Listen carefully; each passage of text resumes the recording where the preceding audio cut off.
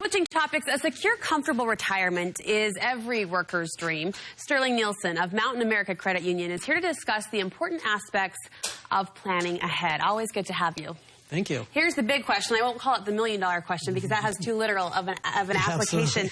But how much should people be saving for those retirement years? Oh, it's so hard to determine. It's really changed. You probably noticed how employers used to provide what they call defined benefit plan, where they would tell you exactly what percentage of your income they would actually give you.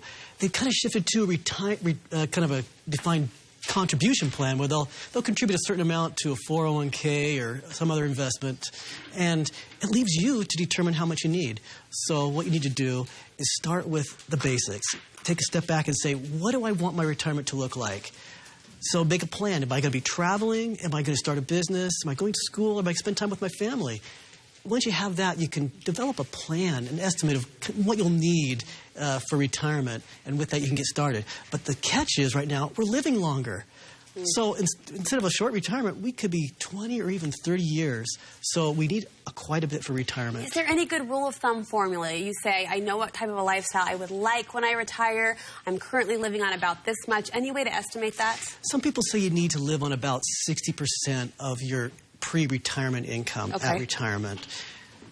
But when you look at it, the length, the duration, you may need as much as 10 times your final salary available set aside for retirement. Retirement planning, I know, seems overwhelming to so many. What's a good place to start? How can we really, begin taking those baby steps?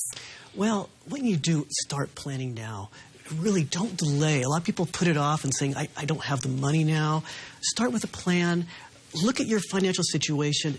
Have a budget put aside and budget for retirement. Make sure you're putting money aside so that you have something when that time comes. Every little bit counts because the time value of money, it could grow to a large amount over time. But I really recommend getting someone to help you out. There's a lot of rules relating to investments and government rules that are changing. You really need to understand all the ins and outs, and a financial consultant can really help you get ahead. Really, when it comes to retirement, knowledge is power. I know the consultants at Mountain America are so helpful working with people one-on-one to really establish a plan that works for them. In closing, what would you say to someone who's approaching retirement age? What's the message to take away? There's a lot of things to consider. You need to ask yourself, when should I take Social Security? Because if you take it too early or later you can actually get a lot more on a monthly basis. So, and also, as you're approaching 65, what about Medicare? Do I need to sign up? What elections do I need to make?